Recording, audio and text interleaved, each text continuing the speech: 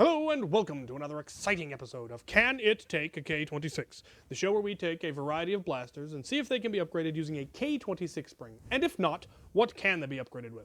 We're going to continue the theme of covering a pump action blaster and a pistol.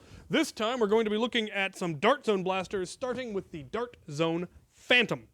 Now the Dart Zone Phantom is, as you can clearly see, their take on the Jolt. It's a single barrel, muzzle loaded, bottom primed, pistol. Very straightforward. I very much like the ergonomics of this. The only thing I don't particularly like is that the trigger is exposed. That it doesn't have a trigger guard, because if you tried to holster or otherwise put this on your gear while it was primed for, say, your suicide jolt, as it were, birds. There's the risk of the trigger getting snagged or bumped or something and it firing, whereas the Jolt actually does have a trigger guard. So other than that, I really like this. The prime is comfortable, little bit small for my big fingers, but not bad. Barrel fit is very nice. General ergonomics, very nice. I really like this pistol. But I would love to get a little more power out of it. But first, let's take a look at its stock numbers. All right. Firing this for stock numbers, firing Dart Zone darts, at least I think these are Dart Zone darts. That could be something else entirely, I don't know. But let's take a look. 82. 80. 79. 81. 78. Not bad. Not bad at all for something this small. Let's see if we can improve it. As it's winter in the Pacific Northwest, we pretty much don't see the sun. It gets dark at like 5. So, filming here in the shop for the range test, I've set up my old dart net. That's about 25 feet from where I'm standing now, give or take. So I'm going to see if I can hit anything at all. I'm going to be using AccuFakes for this, because actually I think these are AccuStrikes, but I like them. Let's see if I can actually hit the net.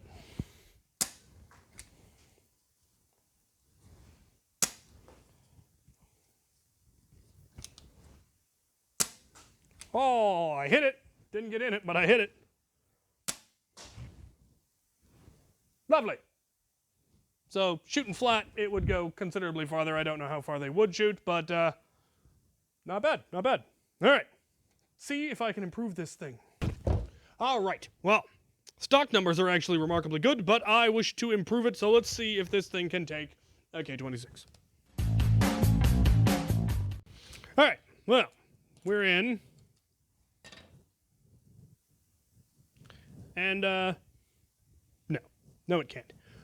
It takes a very specific spring size, and K26 will definitely not fit. But let's just confirm that. Where is my K26? Give me that. No, give me. Give it to me.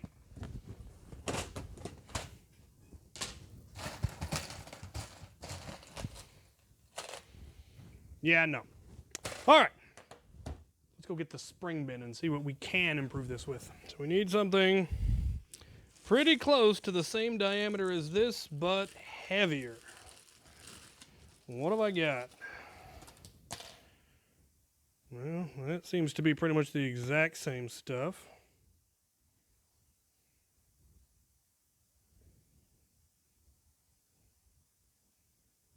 Yeah. I found something that will actually double up with it well enough. I hope. We'll see if we're able to get enough compression and if it's still able to catch. All right, I got all the internals in. We'll just need to button it up. But first, a word from our sponsor. Excavation. Yeah, I've heard that one before.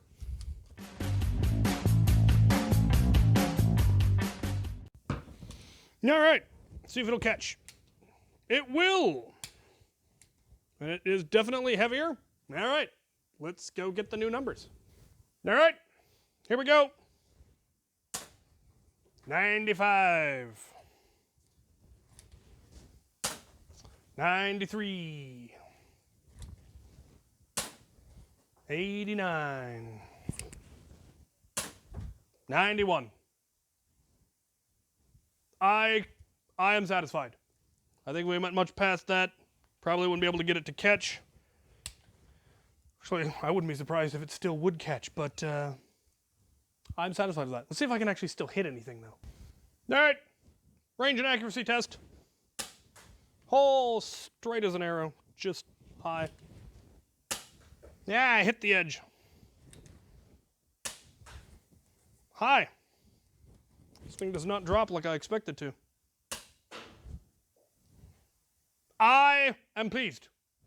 I consider this quite acceptable. Definitely an increase in speed, making it harder to dodge, and still more or less able to hit a man-sized target at, well, 25 feet, but that, I mean, it's hitting that perfectly flat. It probably hit twice as far as that, so, yeah, I like it. All right, well, no to K26, which was no surprise, because we knew that the 3-barrel version couldn't, so I'm really not surprised this one could. But I was able to find a spring that would fit. Don't ask me what it was. I haven't the foggiest idea. It was in the bin. But it's now hitting low 90s, mid 90s, and still shoots AccuFakes perfectly straight. So I like it. I will probably, I'm really tempted to paint this one up. I might keep the green, because I do like green as part of my zombie loadouts. I might just paint the blue part black, leave the orange and green parts their colors, and maybe add a trigger guard. It would be very easy to add a metal, a simple metal trigger guard right there to prevent you know, snagging the trigger on things. Maybe, no, I like the ring. So yeah, I might just add a simple trigger guard right there and find some good way to add this to my loadout. I do still have those Jolt holsters. I don't know if they would fit this, the leather ones that I got from Wallcom long ago. Alternatively, I might just put a Velcro strip on and just stick it directly to my tack vest. This thing's light enough it would probably hold. I like it. Going in the gear. All right, on to the next one after these messages. All of the K26 used on this series was donated by Out of Darts. Check out his new website at outofdarts.com for all your Nerf modding needs. Our next contestant is the Dart Zone Renegade, I believe. It is pump action and brake action. So this little thumb thing on the back opens up the chamber, gives you the barrels that you then reload. You then close, prime it by pumping this, pulling the trigger. Doesn't appear to have an AR. I don't know if it used to, or if it just never did. I don't know whether it's an internal revolver or how any of it works, really. But I think it's pretty cool. And I want to see if I can't get just a little bit more power out of it. So let's open it up and see if it can... Well, all right. Our next contestant is the Dart Zone Renegade, I believe. It is pump action for prime, and then is brake action to reload. So you hit this and it opens up, and that's where you load the darts in. It holds 2, you pump 1, fire, pump 2, fire the second. It doesn't fire them both at the same time. Might be capable of it, probably would lose pretty much all of its power at that point, though that would make a fairly neat shotgun. I may look in, if I ever find a second one, I'll probably do that to it. But let's take a look at what the stock numbers are. Okay, stock numbers. The dart holders hold 6, so that's how many we'll fire. Push this to open it up. Load 2 in. 69. 52, and that one flew weird. I think that was a bad dart.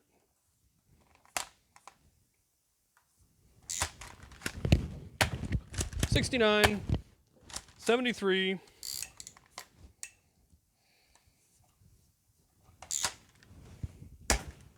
79, 78. So towards the end, we were getting about the same that we had with the pistol. Definitely want more out of this, so let's see what we can get out of it. All right, see if I can hit anything with this firing AccuStrike. Yup.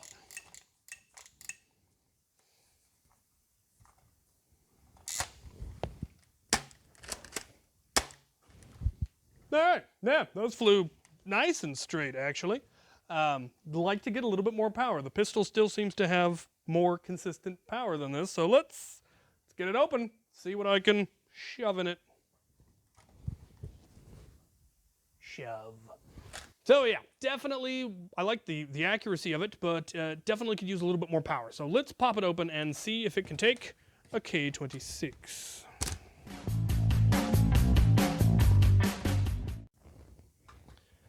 Okay, well, we are in I like the catch mechanism. That looks fairly robust. The priming is offset, but it is supported. So we'll see how heavy of a spring we can put in this thing. Oh, that's all very interesting. Let's see. Okay, looks like we'll need to take that off.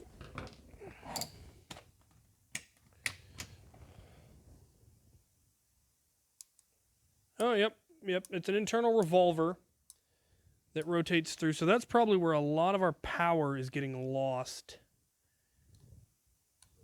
Is in that setup. And removing that entirely, sealing it up a little bit better would probably give you a lot more power. Plunger tube's not really that big though, so I would be kind of dubious as to whether it would be able to, how heavy of a spring would be able to support. However, the good news is it should be able to take K26 if we can get it on there. It looks like the plunger rod screws apart, so that makes that a lot easier.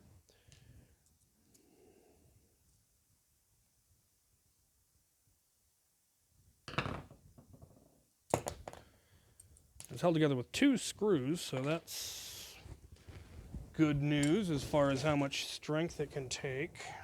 I don't know what this is, but it's an awful lot more powerful. Doesn't look like I have any short bits of K26 of the right length, so I'm gonna go get a new coil. All right. Here's a fresh coil of K26. Here is our stock spring. We can definitely get away with a shorter K26 than the stock spring was. And we're going to go with pretty much as short as we can because this stuff has a denser coils. Fairly confident that we'll be able to get enough compression. The question really is whether the priming mech can handle it, since it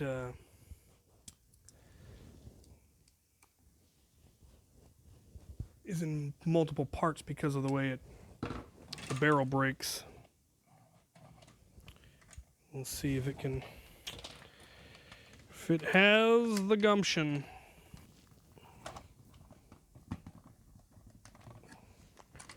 Well, if the priming mech can handle it, we should be good. Looks like we do get enough compression. The question really will just be, can the priming mech handle it? Which I am well dubious of. Very dubious of. But we can hope. And if I can't, there are any number of other springs that I will try. Okay, got the shell back together. Now I just need to finish buttoning it up after a word from our sponsor. Munchkin. Sure.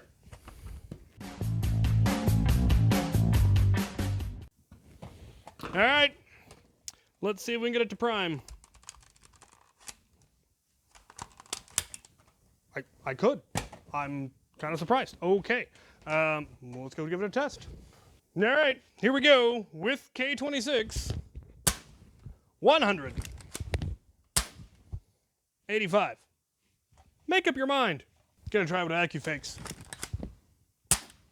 68. 73.